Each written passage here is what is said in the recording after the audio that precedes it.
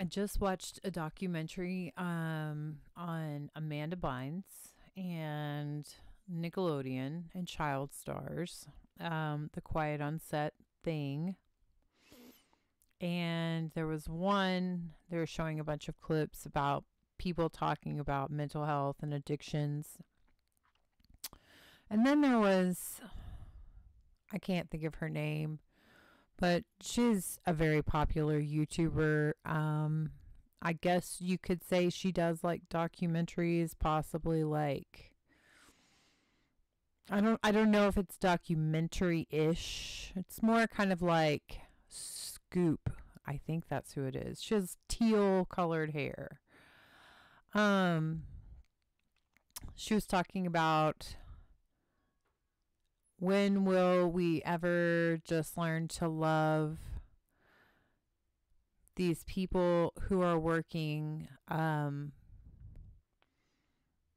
because it seems like everyone only loves them when they're smiling and entertaining us. So when will we just love them for just being them? And my immediate thought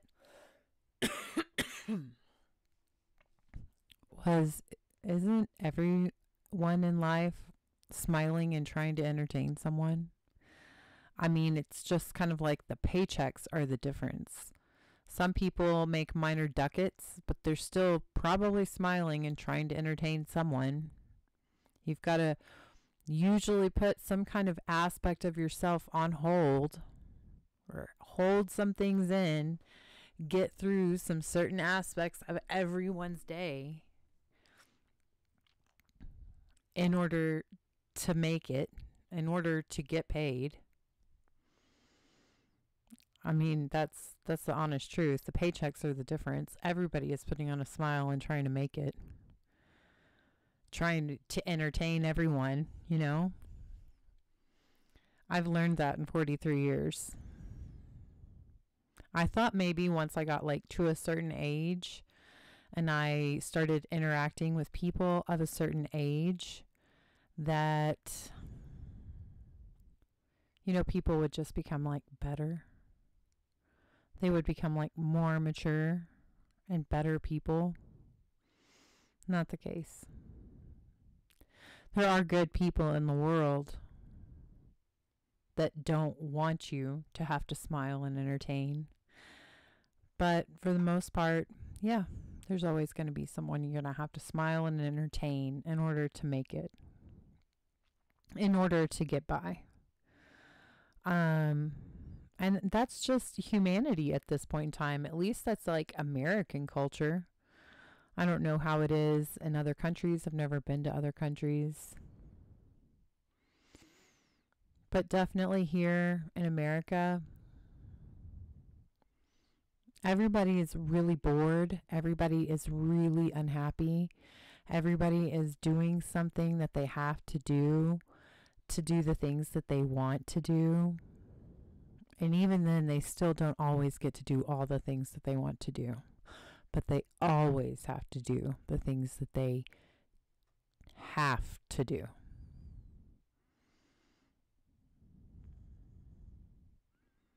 Everybody's fighting something. Everybody's got something going on. I haven't met very many genuinely, authentically successful people. And I've met a lot of people.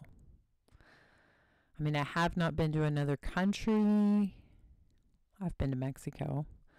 But I have been to a lot of states and a lot of cities in America.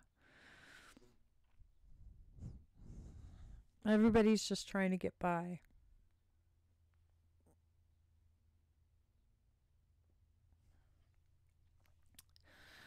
And a lot of people are trying to knock other people down so that they can get by. A lot of people are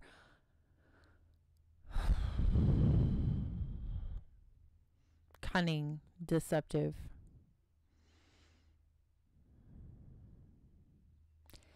sneaky.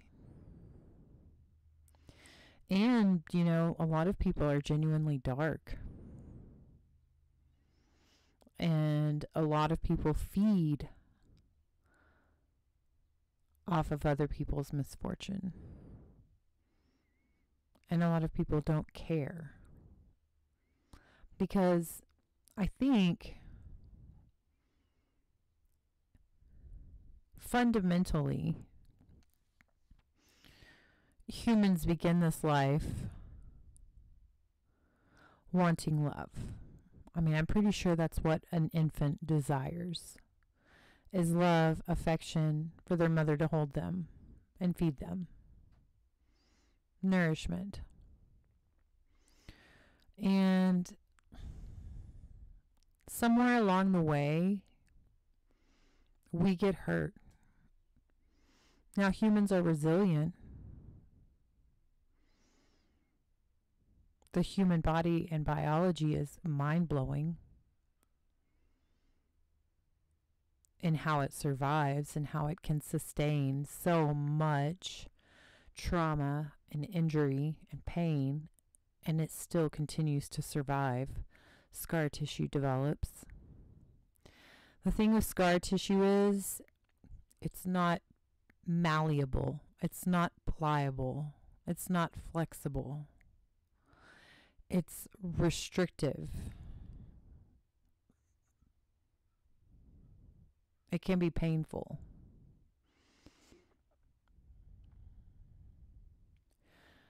It's serving a purpose.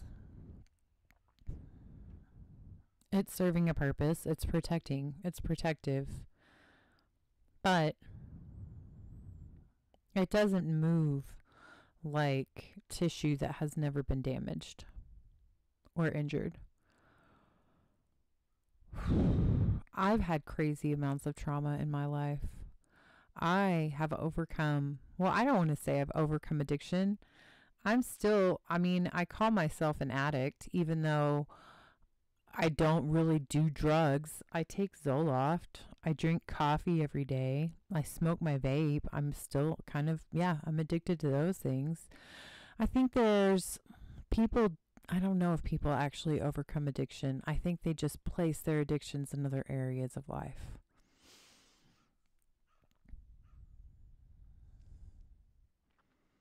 Crow agrees with me. So my neighbor told me that the creepy guy was around my car. My neighbor told me that he actually took the steps to call the owner of the trailer and let them know, hey, this guy is suspicious.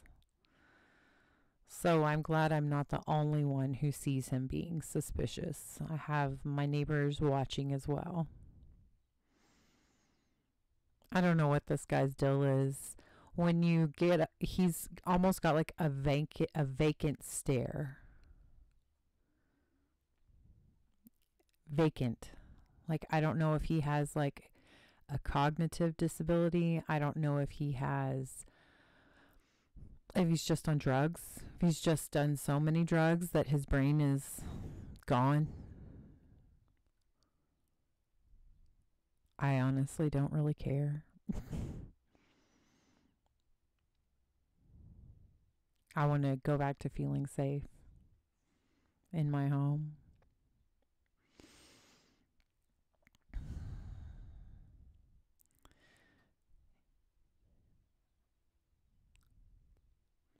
Life is going to keep throwing things at you. The one thing that you're wishing you could fix in your life right now, the one thing that you think is going to be the solution and make life so much better for you, once you get to that thing, there's going to be another thing. There's going to be another thing. There's going to be another person that's going to show up. There's going to be another incident. There's going to be another lie. There's going to be another game. There's going to be another expense. There's going to be another accident.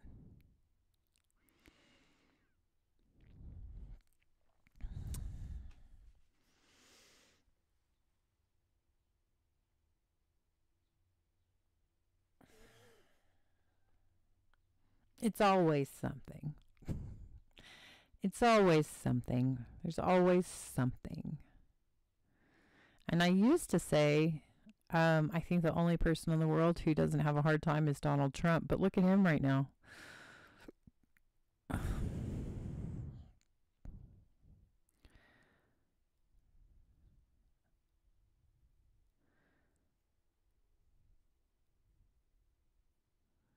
This world is weird. It's really weird. Humanity is getting weirder. It's desensitized. It's programmed. It's digital.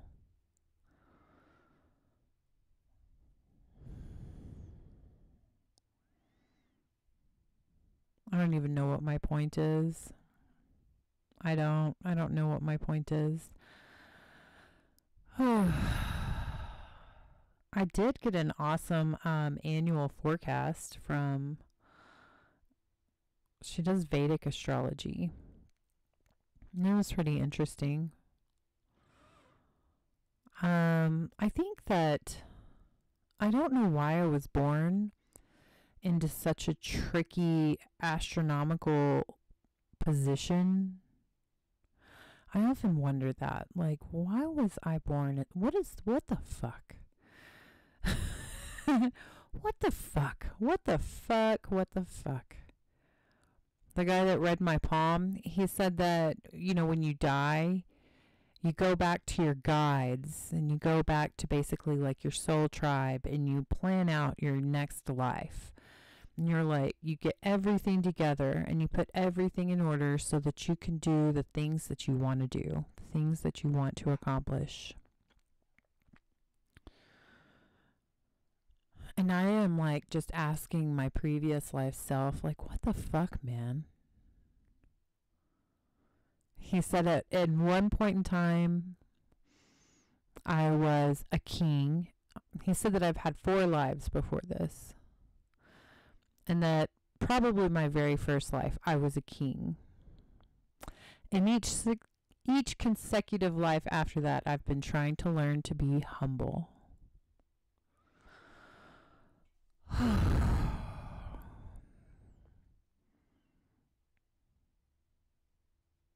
I want to learn to be a fucking Powerball winner. That's what I want. Life has been so hard. Life has been so hard. It's never been easy. Ever. Never, ever.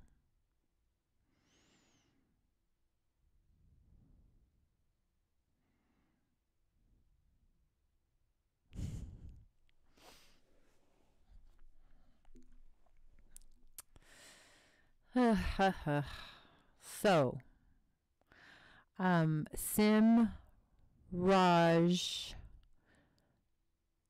Simharaj Astro, if you would like to get an annual report or an Akashic reading. They offer many services and they are very affordable, like $30, and you can get a Vedic annual report. I'm waiting on my Akashic Records reading.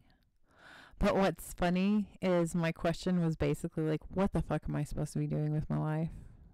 What am I supposed to be doing with my life?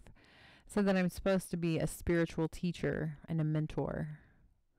I may be a Reiki healer or a tarot reader.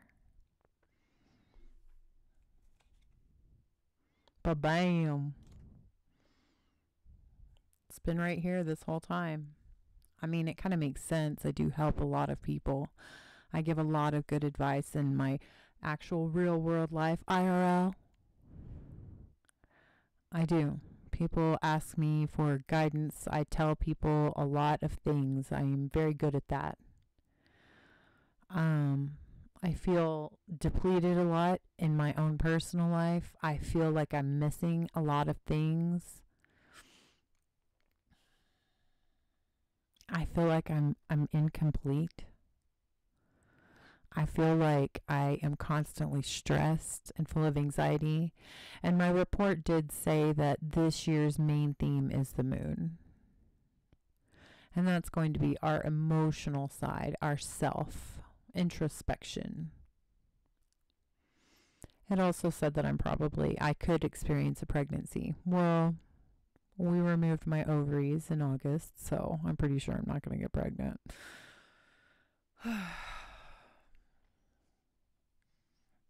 I think that the menopause, the instant menopause, is probably not helping my feelings. I have a lot of good blessings. I have a lot of good things. I really do. Is that like the human is that the human condition to always feel like we need something more? Is it? I mean, I'm really curious. Is it? Do other people have all of the blessings and all these things that they worked for and wished for, and then still at night, like, take a shower and kind of feel like, what am I missing? And then also, I wonder, is it because we're raised in a society that makes us think we have to do X amount of things in order to be validated, in order to be seen as a successful human being in the world? Because that is definitely the society that we are raised in. I was reading a study done by a psychologist and a psychiatrist, and they evaluated, I think it was 60 babies. Well, actually, it was 63-year-olds. And they found that like 50 out of the 60 were geniuses. And then they evaluated them again at first grade. 30 of them were geniuses. And then again at fourth grade, only 15 of them were geniuses. It's like we're born genius, and then we go through this school, and we go through life, and we go through this programming that basically takes away our creativity and our genius. It's like we dumb the human race down.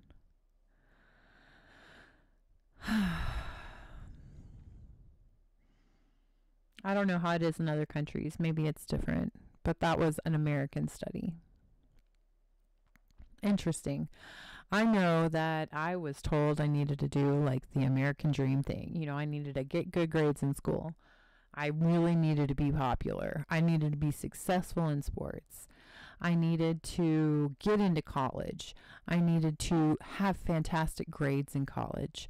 I needed to get a college degree, and I needed to get a good job and make a lot of money and buy a house and buy a car and save for my retirement. I needed to have a respectful job.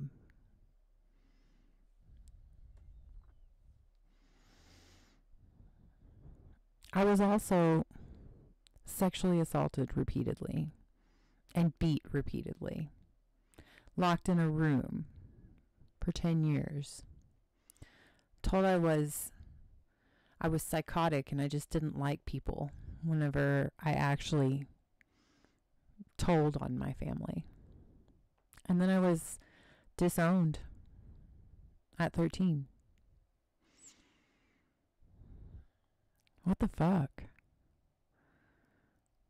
What the fuck?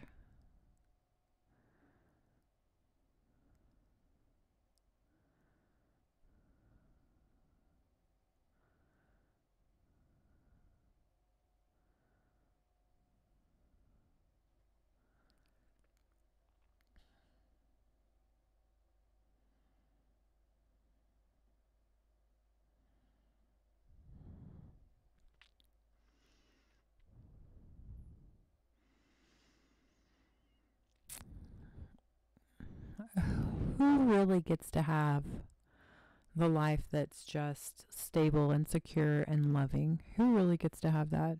Because I know that my story is not unique. I think my story is unique now in the fact that I'm not a drug addict or a prostitute. Because if you take a look at my history and my trauma and statistically look at people who grow up the way that I grew up and who lived the even adult life, who went through the experiences that I went through, because my crazy traumas didn't just stop when I was removed by CPS, by Child Protective Services. No. I grew up. I started drinking heavily. I started doing drugs. I lost my family. I lost my marriage. I lost my home. I lost my kids. I lost everything.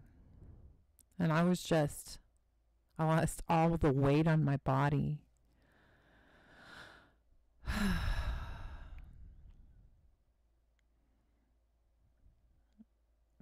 And then one day I realized, what the fuck am I doing? I'm amazed that I had that moment. Being so far into drug addiction and drinking and just, I know what I was doing. I was sad and I was angry with myself, and I kept doing drugs, trying to kill myself with the drugs. I was trying to do that. And then one day I was sitting in an empty apartment alone, and I had no drugs, and I had nothing to drink. I had no food. I had nothing.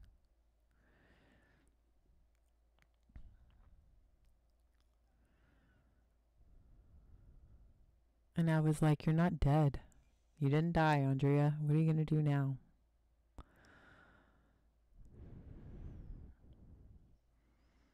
So I locked myself into that apartment for like 2 months.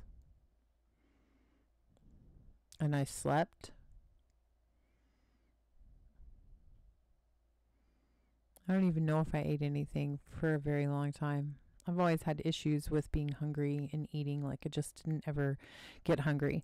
My stepfather used to, I'm pretty sure they were poisoning me, because at the same time, whenever I was locked in a room, I was also like violently ill a lot of the time. And I can remember them making food that I didn't want to eat and being forced to sit at the table for hours attempting to eat this food and then being sick.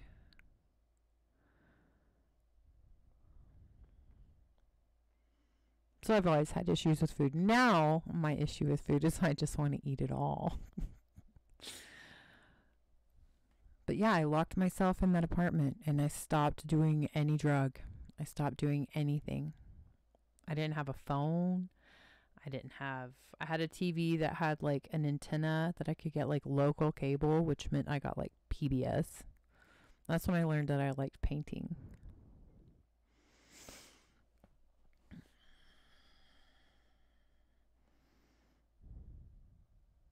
I just happened to have like craft supplies and a piece of paper, and I like watched Bob Ross and I painted a painting, and I was so impressed with the fact that I painted a painting. My point is,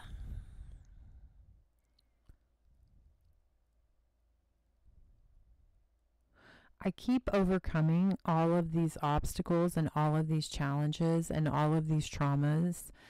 You know, I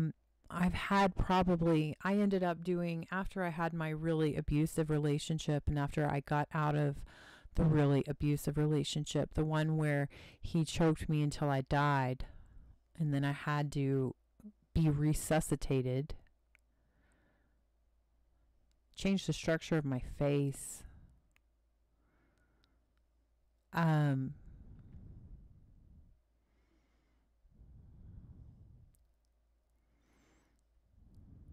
overcame that.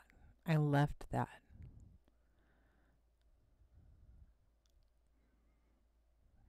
I mean, statistically, with all of the past trauma and everything that I've learned and lived, up until that point, statistically, I shouldn't have left him. Statistically, it wouldn't have happened, but I did. Statistically, it would say that I'm going to go right into another abusive relationship. I mean, I kind of did. It was more emotional and mental. But even then, I actively sought out assistance, counseling, therapy, medication, positive coping skills.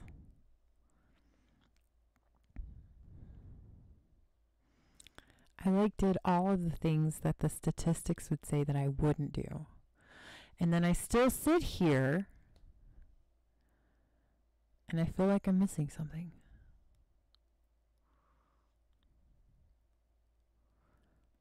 So, I pray a lot. I pray a whole lot. Because that is one thing that does give me peace. Even whenever I get really down. That is one thing that does. I can tell you right now. The day that I started talking to Jesus, literally everything changed that day. That happened 2.5 years ago.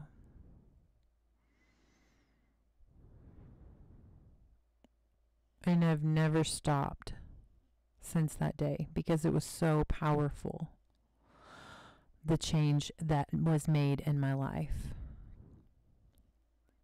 And I apologize for having the questioning doubts and thoughts that I have, like I'm explaining to you. I apologize. I write my prayers down and I apologize. I ask for forgiveness because when it comes down to everything, I'm in a good place. And Jesus loved me, and Jesus was crucified and died for everyone's sins. So it's just a little bit ungrateful for me to be kind of like, I feel uncomfortable. I feel like I'm missing something. No. It's true. The feelings that I have, they're accurate.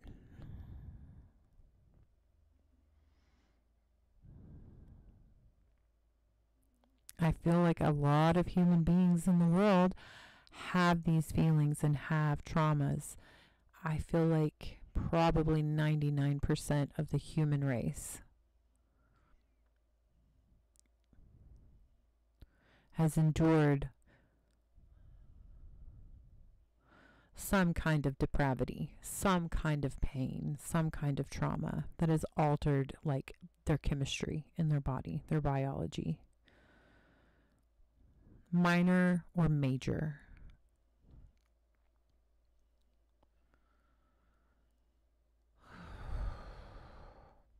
I really don't know what the point of this video is. I just kind of need to talk, I guess.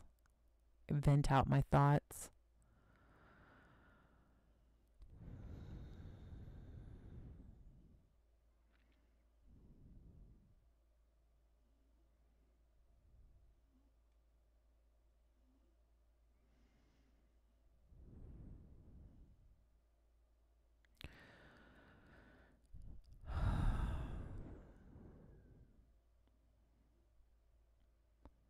Statistically, I should be probably a homeless prostitute addicted to like fentanyl or something.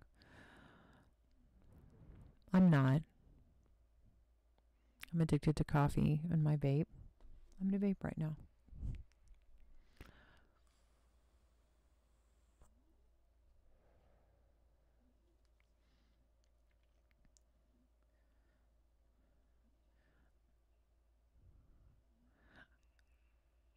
In the Bible, in Genesis, is the story of Adam and Eve. And Adam and Eve were naked in the garden. And the snake told Eve to eat the fruit of the tree of knowledge. And she did. And then all of a sudden, Adam and Eve realized that they were naked.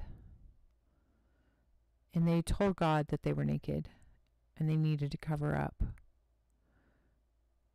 And God said, "Who told you that you were naked?"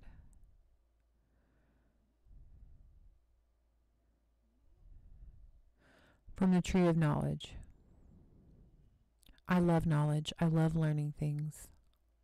But at the same time, I feel like knowledge really is a kind of a destroyer of happiness. The more you know, the more you know, the more you want to know. And the more you know, the more your mind goes into like conspiracy mode and doubt and fear and longing.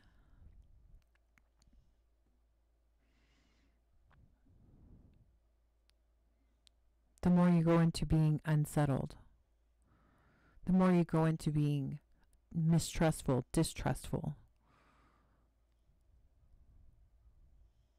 Some people take it and go hardcore paranoid.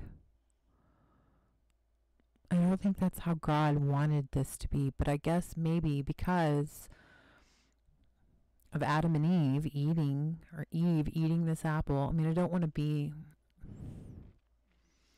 don't really enjoy the whole like placing all the blame on women,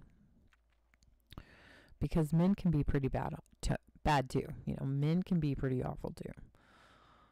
Humans can be awful.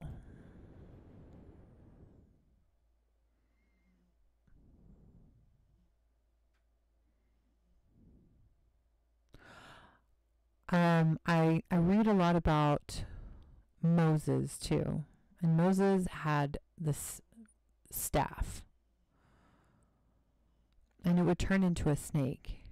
That was what it was like known for. That's what he was known for, is having this staff that would turn into a snake. And then there was a snake that told Eve to eat the apple. So Moses was Egyptian. He came from Egypt. He was born there.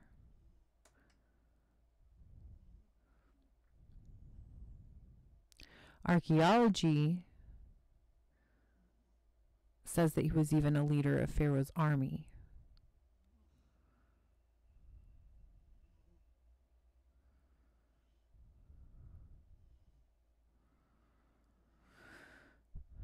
The first copy of the Old Testament came into production. The oldest copy of the Old Testament, the first one that is known, came into being 200.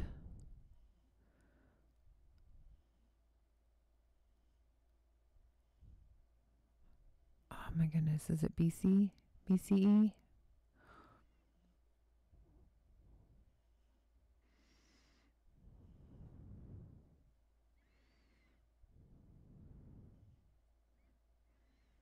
See, even learning about the Bible and learning about Christianity brings up questions. Questions, possibly doubts, possibly even complaints. Complaints got the Israelites 40 years of wandering around in the desert, complaining. They survived, but they complained, so they had to wander around for 40 years in the desert.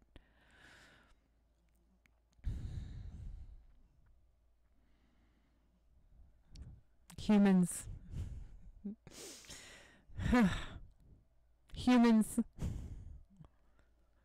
the brains inside of humans.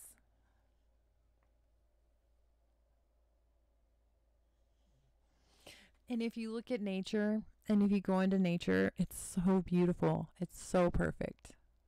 It's so harmonious. It doesn't try anything. It doesn't even talk. And then you go into the human world. It's chaos. You never know what you're going to get. One day you could walk down the street and everyone could smile and be happy. One day you could walk down the street and you could encounter, drunk people passed out. You know, someone getting into a fight, someone having a psychotic episode and screaming at you. You could encounter horrible drivers that almost cut you off. You could encounter so many things.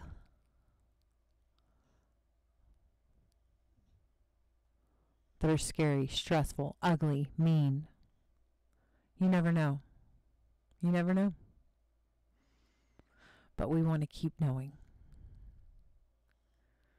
I'm getting really way into my thoughts. I'm getting really way into my head.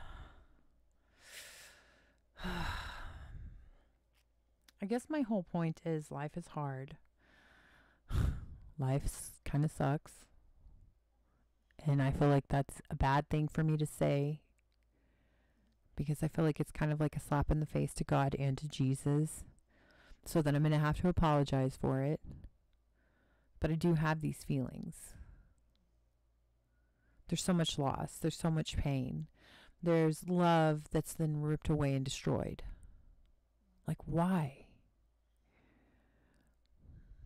Why? Why is it like this? And how am I learning to be humble? Am I humble? I don't think I am. Will I ever learn to be humble? I don't know. I don't know.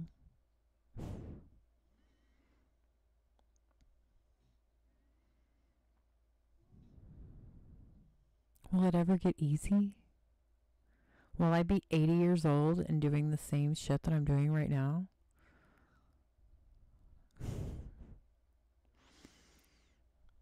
Okay. Well, this is a really long video, and if anybody's actually listened to every single thing that I've said, I am immensely grateful. And I honestly value everyone who watches and supports me. I honestly value you as a human being in this world, trying to make it, trying to be happy, trying. Everybody is trying. But the people that are here, that support me, that have supported me, that have listened to me, that have watched me go through so many things just in the last 4 years. Thank you, and I love you. And if you have any comments, any suggestions, any input in regards to anything that I have spoken about in this video, please comment and let me know. I honestly read every single comment that I ever get. I do. And I honestly attempt to respond to every comment that I get. But I know that the ones that watch me and have watched me forever, I know that you probably, I know that you have some words of wisdom to give. I know you do. I know you have experience to share. So that's another thing about the human spirit, is we kind of are crazy, and in ways we do these things to ourselves. But also, man, the human spirit, I guess, is really hard to actually completely break, because I'm still going. I'm still going.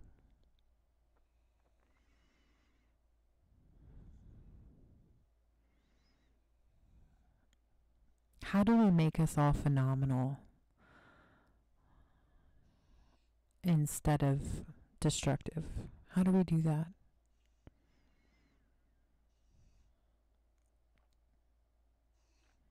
Okay. This is Andrea Dancing Star, talking a lot. I will do tarot videos as soon as I stop this and get some more coffee. I'm gonna and I'm going to come back with some tarot videos, I promise. But thank you for listening to me, and thank you for being here on this earth at this point in time with everyone else.